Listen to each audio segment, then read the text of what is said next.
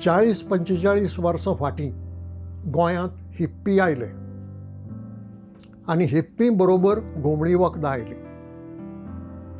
Hippie वाडत गेले, तांचो आंकडो वाडत गेलो, तो गोंयच्या दर्या वेळांनी पातळ्ळो आनी तांचे बरोबरच घुमळी वखदांचोय प्रसार ह्या दर्या वेळांचेर जावपाक लागलो. ल्हव ल्हव जांकां ह्या घुमळी वखदांचें व्यसन आशिल्लें ते लोकूय पर्यटक जावन गोंयांत येवपाक लागले. ते येवपाक लागले, तांकां घुमळी वखदां जाय पडूंक लागली म्हणून घुमळी वखदां चड प्रमाणांत गोंयांत येवपाक लागलीं.